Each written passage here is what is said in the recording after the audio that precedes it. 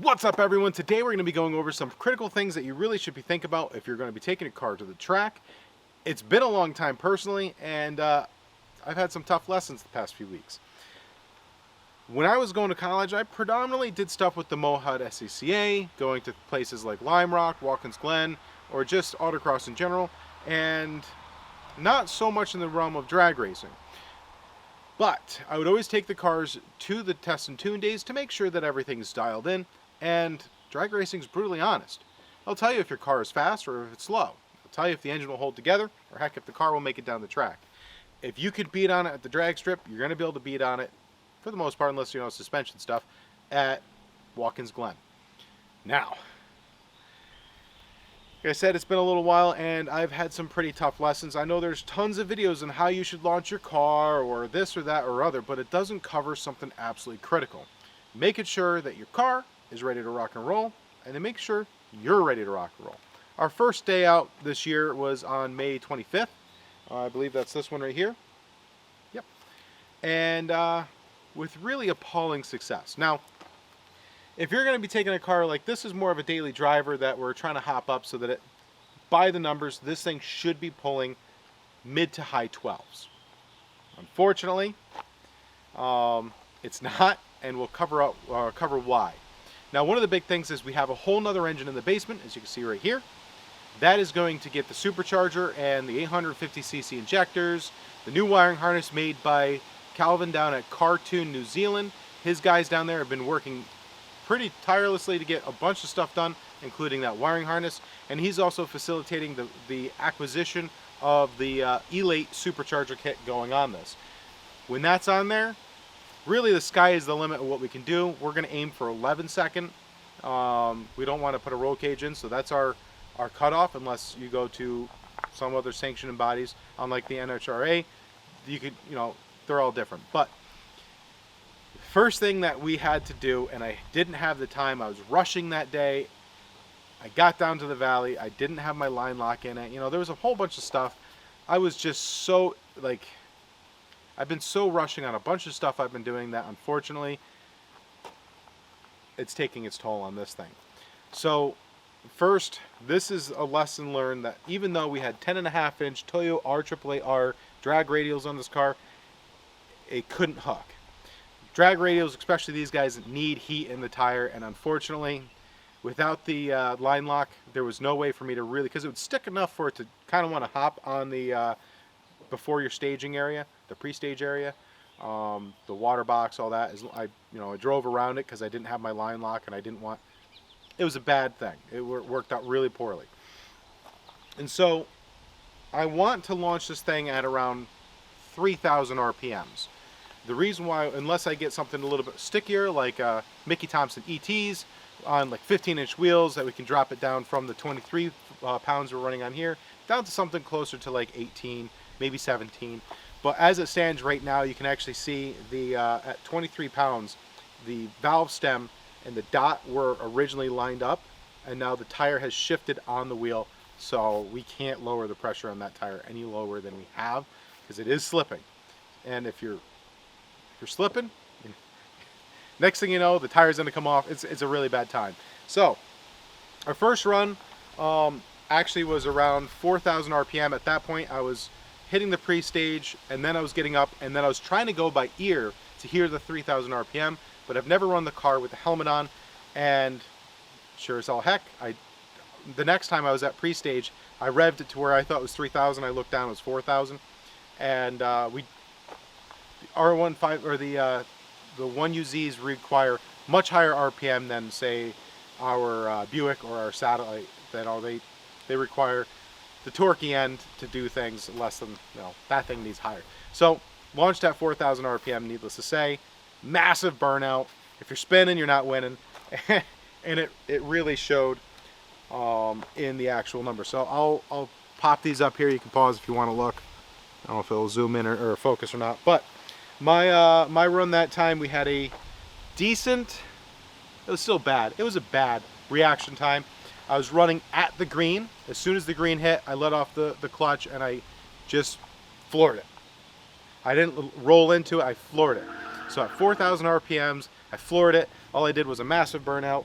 .348 reaction time, and you can look at all the other stuff from, you can go back, stop or whatever, but a 14.634 quarter mile. Again, this thing should be running in the 12s.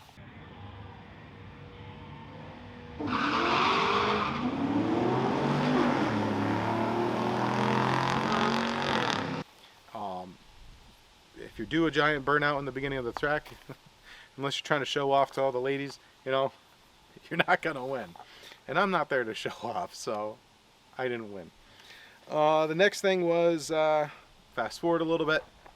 I then, this time I actually pre-staged, hit the 3,000. That's when I looked down and said, oh, I am actually running 4,000. So I made sure I was running 3,000. I allowed off the clutch a little bit to get to the staging. And we launched, terrible reaction time, 0.421, and quarter mile of 14.8, or 14.781. If you can focus on it, I don't know if it's focusing. Bad.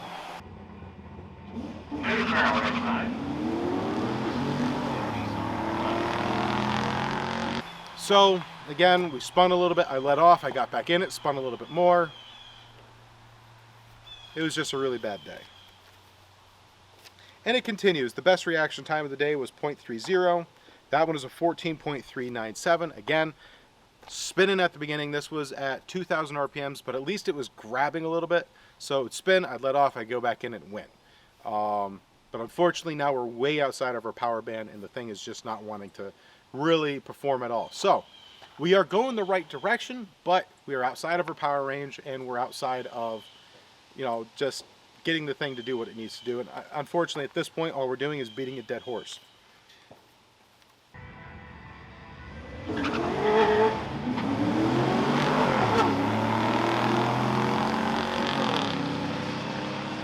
I launched at just shy of 1,500 RPMs at the last run of the day, and I'll show you, I'll be honest with you, I did grab and it did get out in front of the other car, but it immediately bogs down because it's just not where it needs to be. You can see this one right here. And this one I was so frustrated with how it just bogged out. I end up just 14.315 and I end up missing third gear. It was just, at that point I was so frustrated. I was really just, like I said, beating a dead horse.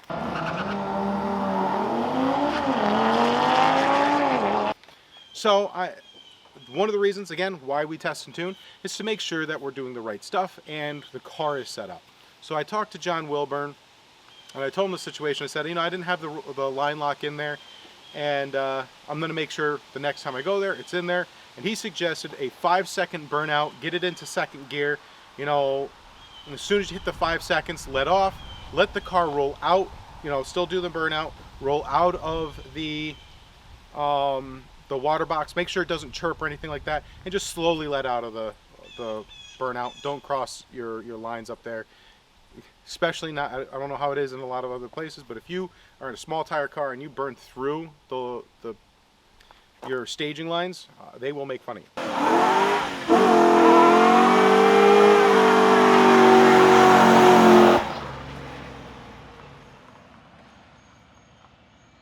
So don't do that. So needless to say, then, you know, we got that information. I talked to Sue and Dan Bell down at Lebanon Valley Dragway, and I became friends with those guys. Awesome. If you're ever in that Lebanon Valley, we have a great staff there. I highly recommend just giving them a chat. They'll definitely be, generally they're very friendly. I've never had anyone upset with me, so let's keep it that way. That's why we don't oil down tracks or do stupid things. We don't want to make the management mad. So the next thing we do is we had a rain delay, so we couldn't run the following weekend or week. So 2 weeks later on the Wednesday, I get down there, and unfortunately, this is where we learn the human factor. When I was growing up, you know, I did a lot of other type of racing, and autocross cars always had the sticker saying, drag racing is for fast cars, autocross is for fast drivers. That's so far from the truth.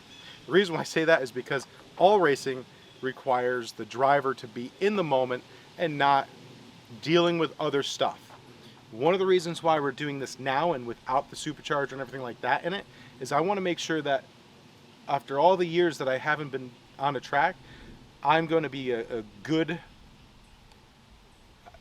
good other like person on the track. I'm not going to be rushing at the beams. I don't want to be the cowboy.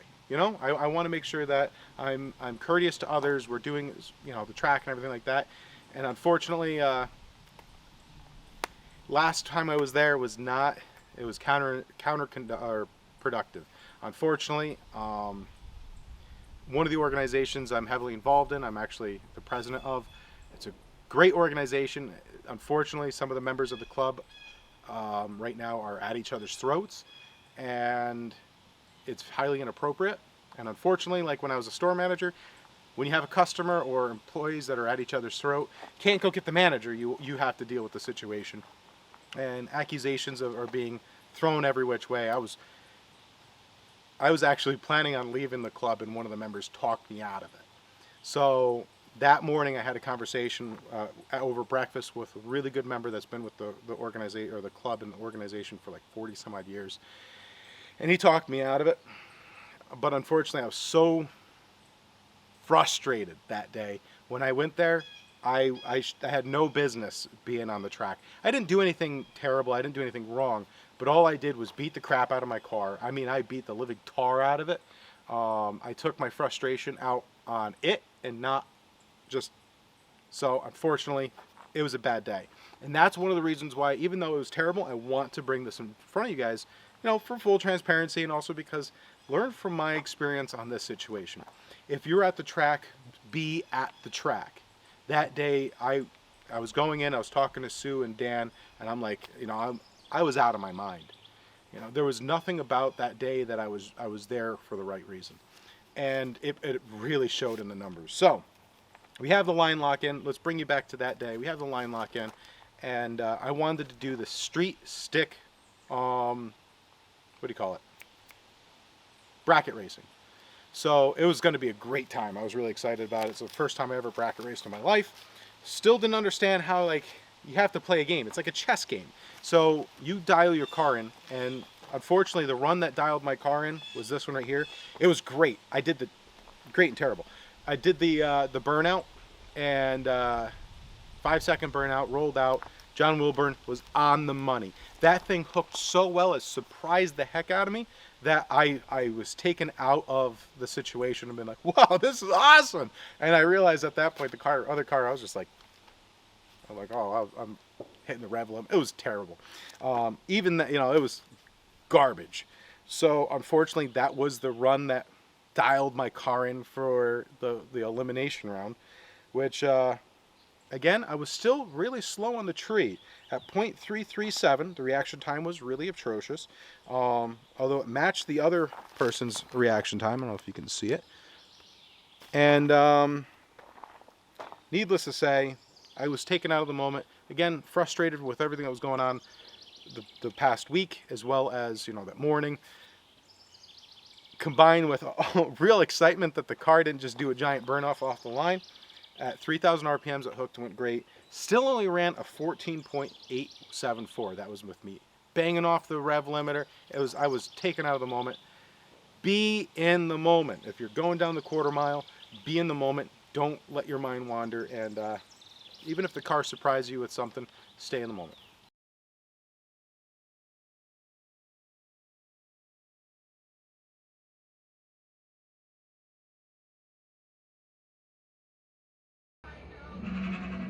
All right. Zoe, take it away. The left lane 337, the right lane 391. So that was the run that required me to try to match that in this run. And again, it's like playing a game at this point. So great, super awesome Ford Mustang pull is in the left lane. It's a Fox body, great color, great kid, father-son project. Kid's reaction time is freaking awesome.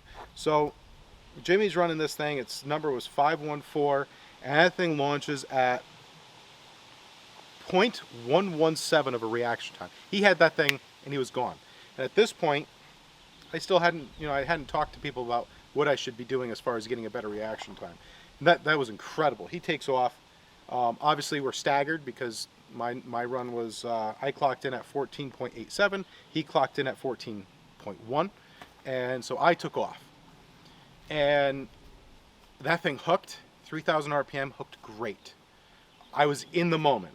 I wasn't thinking about anything other than what I was doing, and I shifted perfectly. I hit the around 6,300 RPM, hit second gear, and I didn't bang shift. You can't bang shift this from second to third. It won't work, so you have to just shift it. You can go it fast, but don't jump back. Ah! And I just had a perfect run. And I looked down, or looked in the rearview mirror, and I was just talking to someone. We have to be, I have to be in front of him by like a fender when I cross. And I'm about halfway, 3/4 of the way down the quarter mile, and he's like way behind me. This thing is just hauling. And I don't know if I already showed you this one right here, but it was just kicking butt, taking names, and then I let it coast, which it felt like a good 5 seconds. I pull off the gas, and I'm letting it sit at like maybe 2,000 RPMs while waiting for him to catch up, and I'm looking for him, and finally I see him getting right about to my car, and I lay back into it. Unfortunately, at this point, I was way outside my power curve, and we cross pretty close, but he does edge me out. So bracket racing is an interesting thing. I'm going to be practicing that a lot more because I would like to do that while I'm down at No Name Nationals, and just in general, because that's what everyone does these days. A lot of bracket racing, no heads up stuff. So great fun learning that. Brian Van Zandt, right hand side, 1989 Toyota. Jimmy Tall in the 86 Mustang, left hand side.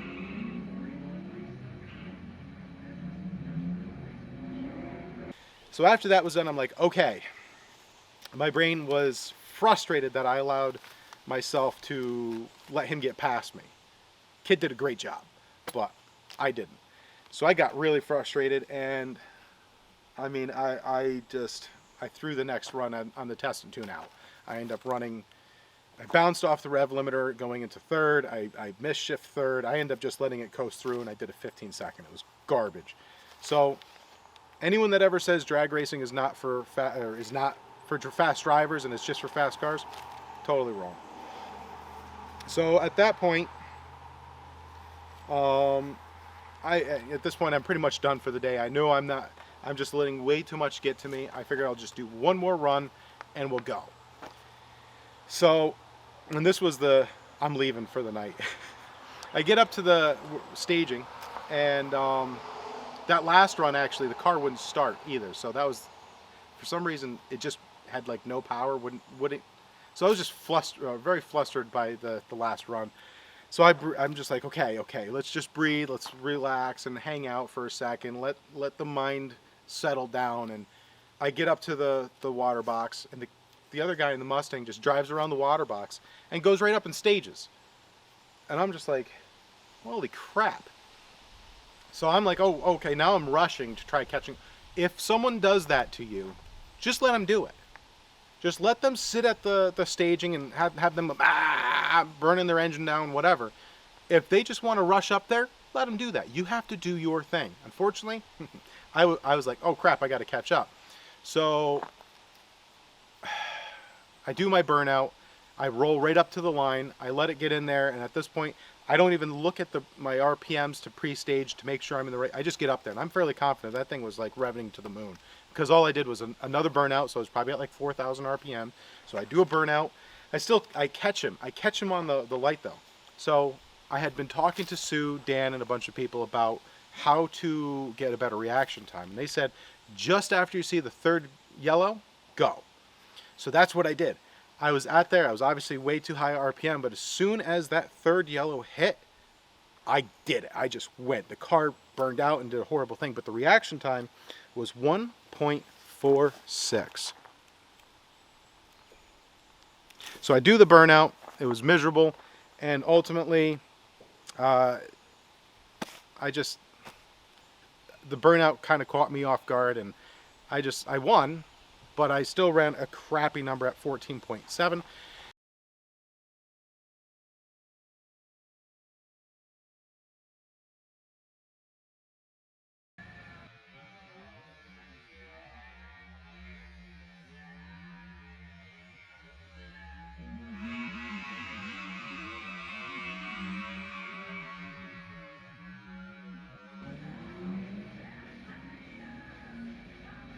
Super Ford Mustang doing a little test and tuning. So, next couple weeks I'm going to be on a road trip. I'm hoping this kind of calms me down from all the crap that's going on with the one organization I'm part of. I'll be able to reflect on that. And then the next time I run, in about 2 weeks, maybe 3, we'll be able to approach it with a clean slate inside our mind, and we'll aim for breaking into the 12s. See what happens. But remember, the biggest thing I want you guys to take away from this is it's all inside your head. We do tests and tunes not just to get the car ready, but to get us ready. It's not just so that we know how everything works, it's so that we know that at the end of the day, we follow the best practices. You go up, do your burnout, other person does their burnout, you roll up to pre-stage, sort out whatever you need to sort out, don't let the other person race or rush you, horsefly, and make sure that when you're ready to rock and roll, you push into the actual staging lane. Now, don't sit there and be a jerk and run straight up to it, and don't sit there and take forever, because there are people running anti-lag systems in their cars, a lot of stuff. So just remember, take your time, but hurry up. Till next time, remember, keep your shiny side up, keep your head in the game, just have fun. That's all we're here for. And until next time, God bless, guys.